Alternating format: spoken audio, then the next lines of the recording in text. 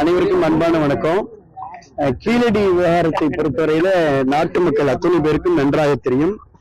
2015 புரட்சி தலைவி அம்மா, 2014-15 புரட்சி தலைவி அம்மா அவர்கள் கீழடிக்கு தேவையான அத்தனை விஷயங்களுக்கும் உறுதுணையாக இருந்தார்கள்.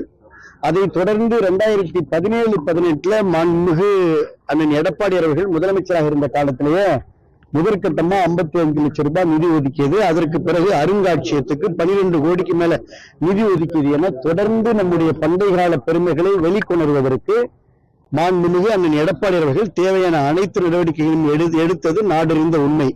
அருங்காட்சியகம் மட்டுமல்ல, பல சென்னையிலேயே கீழடியுடைய பெருமையை, சட்டமன்றத்திலே கீழடியுடைய பெருமையெல்லாம் வெளிக்கொண்டு வந்த ஆட்சி அதிமுகவுடைய ஆட்சி, அம்மாவுடைய ஆட்சி.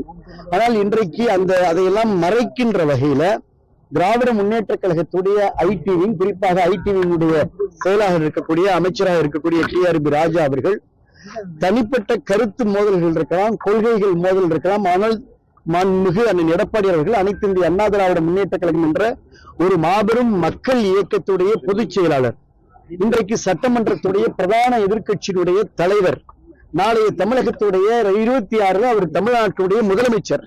அப்படி இருக்கக்கூடிய ஒரு மகத்தான தலைவரை தனிப்பட்ட முறையில ஒரு கீழ்த்தரமாக, இன்னும் சொல்ல போனால் நாகரீகமற்ற முறையில அவர் கார்ட்டூன்ல ரொம்ப கடுமையாக சித்தரிப்பது என்பது கடும் கண்டனத்துக்குரியது.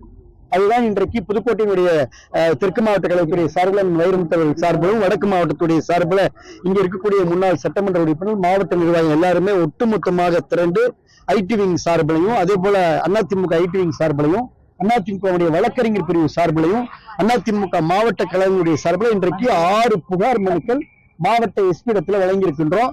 அவர்கள் நடவடிக்கை எடுப்பதாக சொல்லியிருக்கிறார்கள். அதனால இதை கடுமையாக வழக்கு பதிவு செய்து சோசியல் மீடியால இன்றைக்கு யார் வேணாலும் எதை வேணாலும் எழுதலாம் என்ற நிலையை மாற்றி எல்லோரும் ஒரு வரையறைக்குள்ள இருக்க வேண்டும் என்பதை நாங்கள் அழுத்தமாக வலியுறுத்தியிருக்கின்றோம். அதிமுக சாது மறந்தால் காடு கொள்ளாது என்பது போல அதிமுக என்பது ஒரு மகத்தான மக்கள் இயக்கம். இதை சீண்டி பார்ப்பவர்கள் யாராக இருந்தாலும் தூக்கி அடிக்கப்படுவார்கள். மக்கள் விரைவில் தேர்தல் நேரத்தில் இதெல்லாம் மனதில் வைத்துக் கொண்டு நல்ல முடிவு எடுப்பார்கள் என்று நாங்கள் எதிர்பார்த்து கொண்டிருக்கின்றோம். அதனால இதை கடுமையா நடவடிக்கை எடுக்கணும், இல்லைன்னா அடுத்த கட்ட போராட்டத்தை அன்னைக்கு இந்த அதிமுக முன்னெடுக்கும் என்பதை இந்த நேரத்தில் எச்சரிக்கையாக தெரிவித்துக் கொள்கின்றோம். 2026 வரைக்கும் நம்ம சர்ப்ளஸா டாக்டர்ஸ் பணியிடம் செஞ்சிருக்கோம் அப்படிங்கிற மாதிரி புதுக்கோட்டையில பேட்டி கொடுத்தாரு. நம்ம எப்படி பார்க்கணும்? ஏற்கனவே அதிமுக சார்பில் பணியிடங்கள் இல்லைன்னு நம்ம சொல்லுவோம்.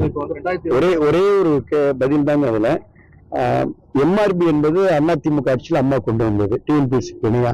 அதுல வருடத்திற்கு அதிமுக ஆட்சியில அம்மா காலத்திலையும் எடப்பாடியார் காலத்திலையும் வருடத்திற்கு 4000 பேரை, கிட்டத்தட்ட 37,272 பேரை அதிமுக ஆட்சியில நாங்க நியமனம் செஞ்சோம். வெளிப்படையா நேர்மையா எக்ஸாம் வச்சு பண்ணோம். இந்த ஆட்சியில மொத்தமாவே 4000 பேரை இன்ன வரைக்கும் நியமனம் செய்ததாக தெரியவில்லை. இவங்க டிஸ்ட்ரிக்ட் ஹெல்த் சொசைட்டி, அப்புறம் அவுட் சோர்சிங்ல போறதெல்லாம் சேர்த்து மாண்புமிகு சுகாதாரத்துறை அமைச்சர் தெரிவிக்கிறார். அது ஏற்புடையதல்ல. அது முழு பூசணிக்காக சோற்றில மறைப்பது. இன்றைக்கு தமிழகத்துடைய சுகாதாரத்துறை மிகப்பெரிய ஒரு தள்ளாட்டத்தில் இருந்து கொண்டிருக்கிறது என்பது அவருடைய பணிவான கருத்து.